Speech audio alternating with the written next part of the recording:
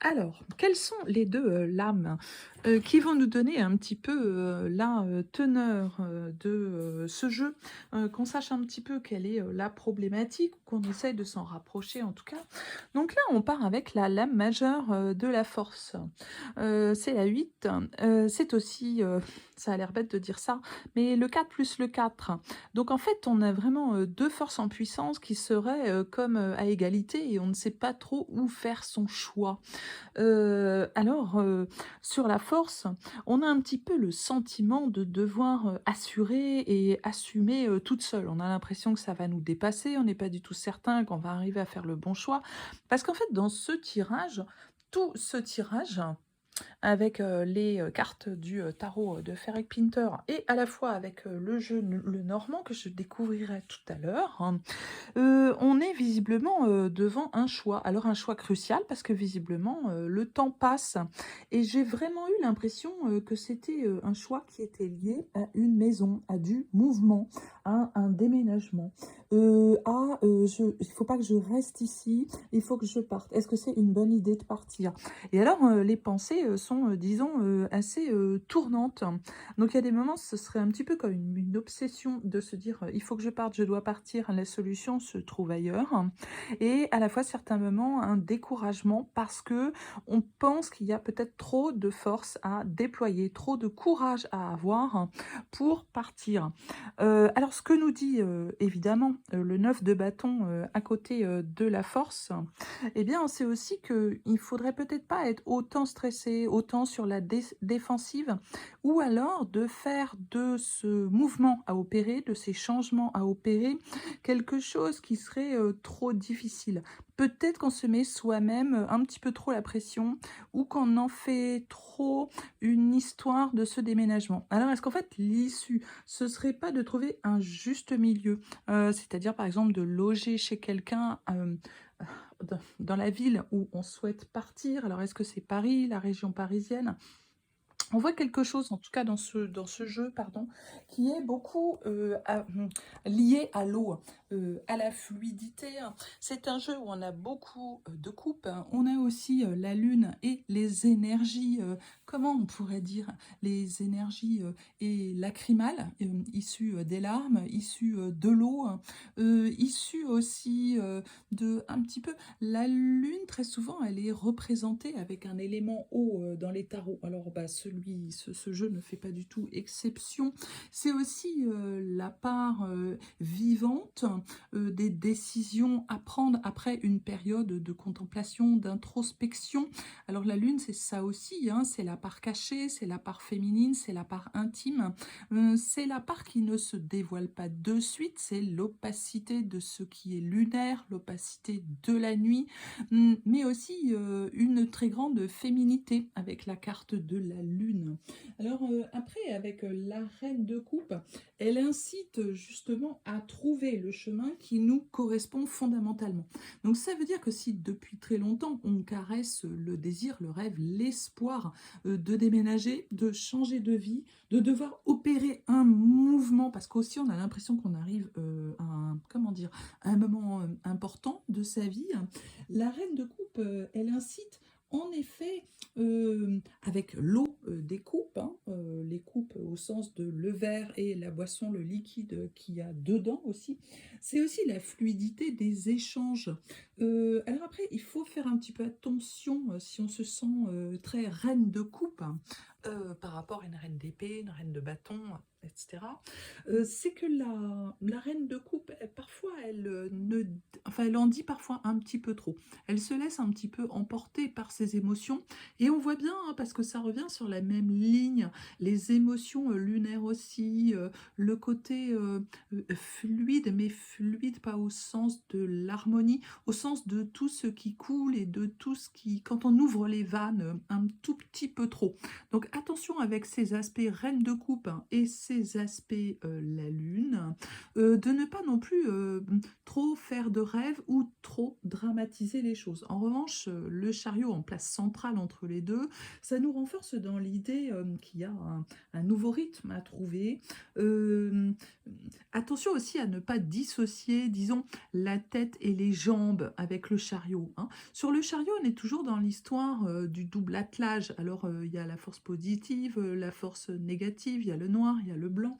Mais il y a aussi de faire attention à la fois réfléchir et à la fois agir. Et bien entendu, l'action sans la réflexion, ça marche pas. Et l'inverse ne fonctionne pas non plus. Donc à la fois, c'est l'envie de changer, c'est aussi sans doute la proposition pour changer quelque chose qui arrive, mais il va falloir et réfléchir et se mettre en mouvement pour que vraiment ça se fasse. Parce qu'on voit que ça fait un moment que ça tourne en fait, avec la reine de coupe, la lune, mais aussi la force et le 9 de bâton. On voit bien qu'il y a quelque chose qui est en cours, qui pose difficulté, qui est toujours un petit peu repoussé, où on se dit ah non mais est-ce que c'est vraiment la décision? Donc là en fait, ben oui, il va falloir faire quelque chose, prendre une décision et si possible la bonne. Et après là on retombe encore sur des coupes, hein, avec le 3 de coupe. Alors là, on est à la fois dans le partage, la réunion, un collectif, où il nous faut aussi trouver une bonne solution, des échanges harmonieux, parce qu'on sait bien que 3 c'est aussi un chiffre impair, hein.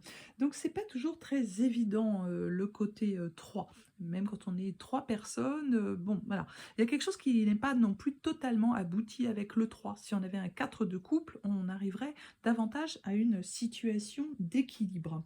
Alors attention avec ce 3 de coupe, et on en parlait déjà un peu au-dessus avec la reine de coupe, comme par hasard ça vient juste derrière.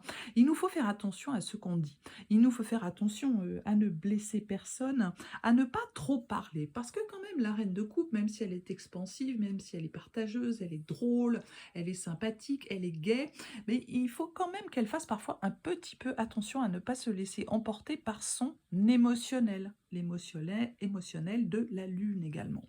Alors, d'autant qu'à côté, on a quand même un roi d'épée qui n'est pas spécialement un rigolo. Alors le roi d'épée, c'est l'ordre, c'est la régnance, c'est la supériorité de l'esprit, mais c'est aussi la nécessité de remettre de la réflexion dans son quotidien, de savoir prendre de la distance et de ne pas non plus abuser de certains pouvoirs qu'on aurait. Alors, ça peut aussi être quelqu'un, alors soit qui est décédé, qui serait une sorte de figure du père, ou un mentor, ou un pygmalion, ou ça peut être quelqu'un qui est plus âgé, qui est dans une position dominante, une position de maîtrise. Et attention avec ce personnage qui peut aussi être quelqu'un d'un petit peu abusif. Et à dire vrai, sur la dernière carte, on a la lame majeure du hiérophante, du pape. Et alors, cette autorité du pape, bah, elle va parfaitement de pair hein, avec le roi d'épée. Donc, attention à cette personne. Est-ce que c'est une personne présente ou une personne décédée? Est-ce que c'est son propre père ou son père qui est décédé? Est-ce que ce sont, est-ce que ça va avec correspondre avec ce que voulait le père? Ou est-ce que le père a imposé des choses et on n'a pas pu choisir le chemin de vie qu'on aurait souhaité avoir et on a des regrets et où on se bat et où la force à déployer est toujours assez conséquente pour se réaliser soit en tant que tel, hein, soit personnellement. Difficile à dire, en tout cas là où j'en suis, difficile à dire. Après, avec le 8. Alors, donc, du coup, je reprends parce que j'ai eu un coup de fil, hein, ça c'est toujours bien sympa.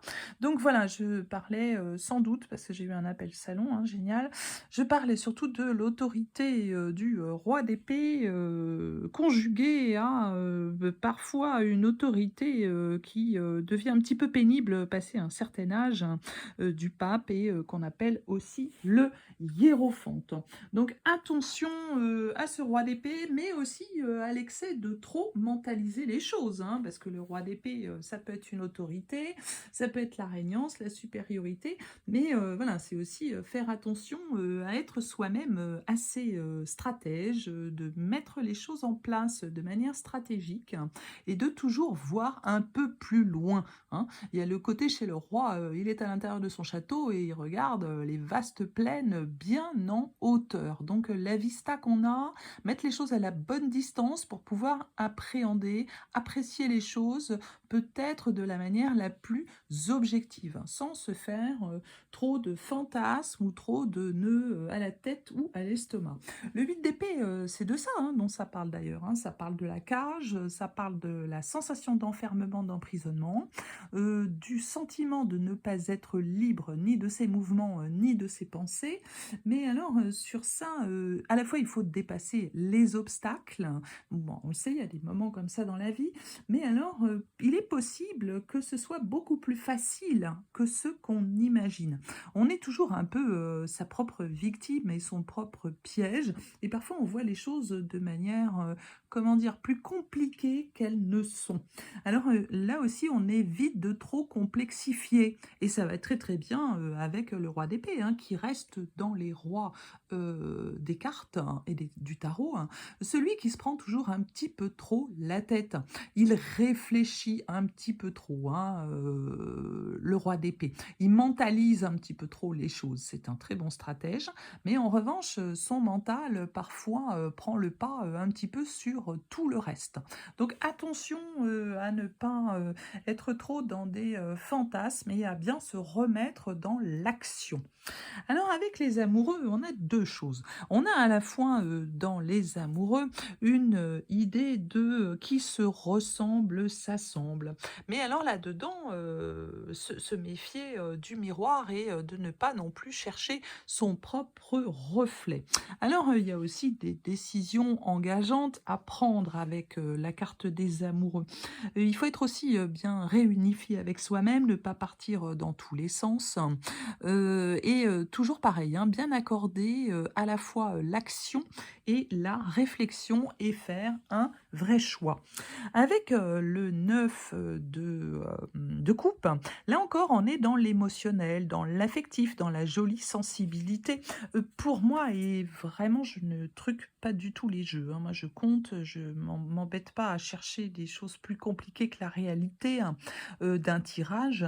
Euh, la 9 de coupe, pour moi, c'est vraiment la carte au tarot de l'artiste. Mais alors, l'artiste qui a parfois quelques misères et quelques déconvenues financières, il y a un petit peu toujours dans la 9 de coupe quelque chose de la cigale et la fourmi.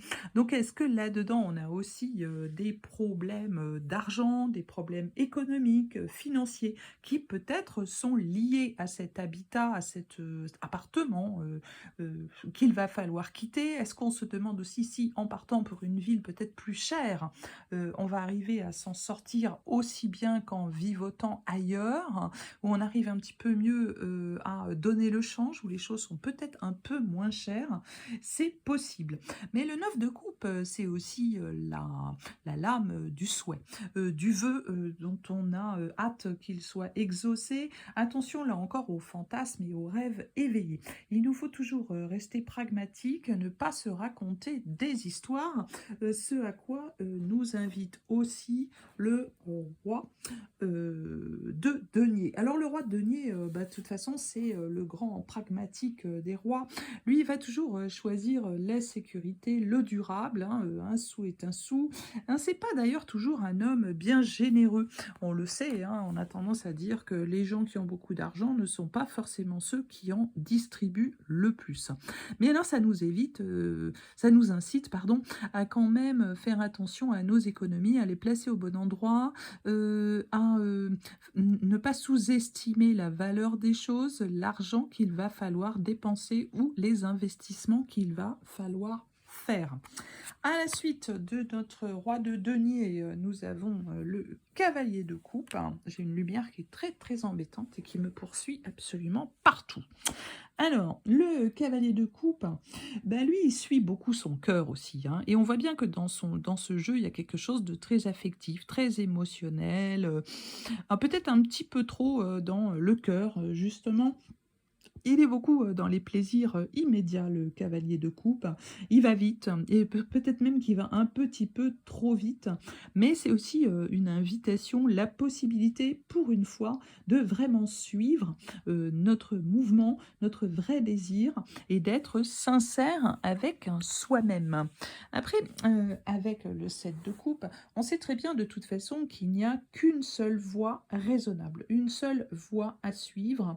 Alors on ne dit pas que ça va être facile, mais il faut peut-être aussi apprendre à se débarrasser des faux problèmes. Et là encore, de nos projections, de notre imagination, qui finalement est un petit peu notre pire ennemi, comme on le voit avec le 9 de bâton ou avec les influences de la Lune. Le hiérophante, lui, évidemment, avec cette présence comme ça, un petit peu autoritaire, un peu droite, un peu l'homme d'église, l'évêque, celui qui est assez taiseux, qui ne parle pas beaucoup, on nous invite à faire une sorte de tri intérieur. Alors indépendamment d'être le mentor ou l'image du père qu'on aurait voulu satisfaire ou qu'on n'a pas satisfait, est-ce que c'est une histoire d'avoir été la fille adorée de papa? Est-ce que papa était trop autoritaire ou au contraire qui n'a pas toujours pris la conscience qu'il avait une vraie femme à côté de lui et que sa fille avait grandi, toujours un petit peu difficile de se prononcer sans faire de la psychologie de comptoir. En tout cas, ce qui est sûr, c'est qu'avec le pape, il nous faut absolument avoir une pensée claire, mais aussi faire attention à ne pas penser à la place des autres. Et ça, on l'avait aussi avec le 3 de coupe. Dans le partage, dans la réunion, faire attention à la place de chacun, au temps de parole de chacun. Alors après, on va partir sur notre jeu le Normand. Alors, la maison avec le 4, le 9, le bouquet, le jardin, le parc avec la 20 et l'idée du printemps, le chien, la 18, le mont, la montagne sur la 21, le serpent, les serpents sur la 7, sur la 8, nous avons le cercueil, sur la 16, nous avons les étoiles, toujours un bon présage, et le fouet avec la 11.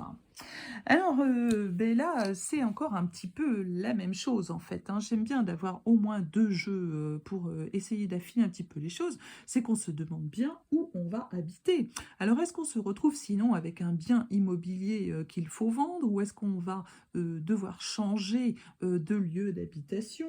Est-ce qu'il y a un déménagement? Ce qui est certain, c'est que ça nous parle de long terme, la 4 et la maison. Faire attention aussi à qui on fait rentrer chez soi. Toujours bien garder ça à l'esprit.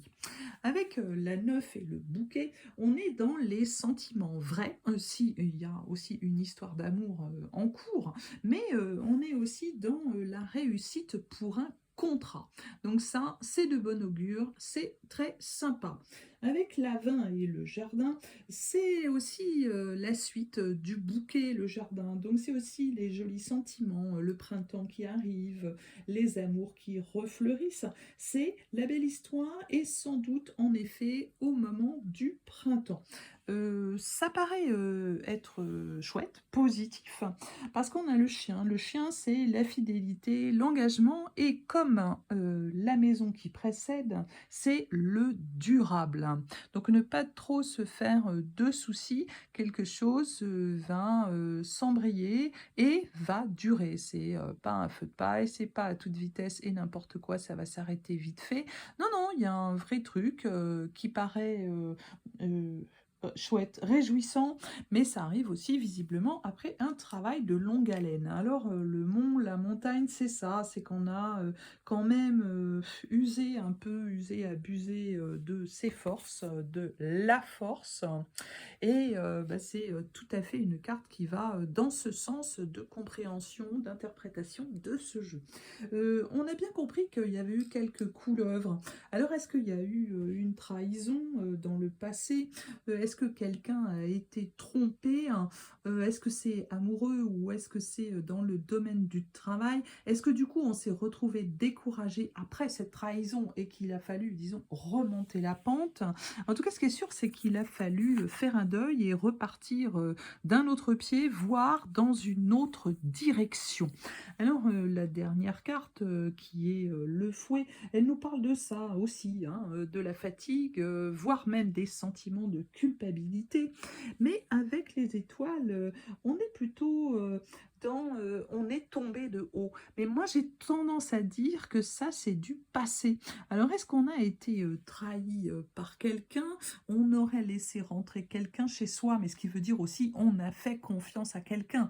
Est-ce qu'on a eu une amie qui s'est mal comportée? Est-ce qu'il y a un contrat qui avait été promis et finalement ça ne s'est pas fait parce que quelqu'un a trahi les termes du contrat et son engagement? J'ai tendance à dire que c'est ce que je ressens avec ce jeu. Alors, en revanche, ce que nous dit aussi ce jeu, c'est qu'il ne faut pas trop voir les choses en noir. Ne pas trop aggraver les choses. Je suis en train de chercher un autre dernier jeu de cartes. Le jeu haut avec les cartes haut, les cartes mots et les cartes images, pour bien expliquer. Donc attention à tout ça, hein. Voilà, bah, je pense que j'ai été, disons, relativement claire. Alors, je suis en train de rebattre. Mes cartes, elles ont été battues avant, hein, de toute façon. On va tirer 2 cartes mots pour peut-être avoir une indication. Ok, éliminé. Ben oui, mais ça on l'a dit, hein, pendant ce jeu, hein. On a quelque chose à éliminer. Alors est-ce qu'il y a quelque chose qui est en trop dans notre caractère? Est-ce qu'il y a quelque chose qui est en trop dans l'histoire qu'on est en train de vivre ou dans ce que l'on imagine ou on estime que l'on subit? C'est bien possible. En tout cas, il va falloir il va falloir un peu opérer un tri. Alors là, c'est pareil. Sur ces 2 cartes mots du jeu haut, qui est plutôt un jeu de développement personnel, qui permet de un peu faire parler les personnes, on va mettre 2 cartes images qu'on va prendre au sommet. Alors, est-ce qu'on a 2 personnes qui ont fonctionné ensemble et puis maintenant chacune va reprendre sa direction au bout d'un moment passé ensemble, parallèlement l'une à l'autre, hein, elles ne se tiennent pas par le bras, on n'est pas certain qu'il y ait un énorme lien entre les deux. Et là, on a une petite fille. Alors, est-ce qu'elle est avec une poupée? En tout cas, il y en a une qui est bien plus petite que l'autre. Ou est-ce que c'est une maman avec sa fille? Parce que là, on a beaucoup parlé de relations entre une femme, peut-être une femme un peu enfant et ou un peu infantilisée, comme je te l'avais écrit via Instagram tout à l'heure, hein. Mais alors, on n'a pas parlé de comment cette femme a été construite, instruite, comment on lui a transmis les choses de la maman à la petite fille qu'elle a été. Ou est-ce que c'est quelque chose de l'ordre d'une instrumentalisation qui aurait été ressentie à un moment? Est-ce que parfois on a eu le sentiment d'avoir été traité comme une poupée et ou une sorte d'objet, joli objet, soit, mais voilà, est-ce que c'est ça qui fait aussi qu'on se pose des questions? Est-ce qu'on va arriver à dépasser certaines apparences? Où est-ce qu'on arrive à soi-même? Où est-ce qu'on coïncide entre ce que l'on est, ce que les autres imaginent de nous? Peut-être quelque chose à travailler en soi sur ce sujet et voir là-dedans comment on opère un tri pour vraiment advenir à soi-même et laisser ses souhaits, ses vœux se réaliser. Donc voir en effet où on en est aussi avec la maison, peut-être un déménagement, de nouveaux projets professionnels. Voilà, j'ai tout dit, je vais lier les 2 vidéos et les mettre sur YouTube. YouTube, pardon, j'en bégaye. À bientôt, à bientôt.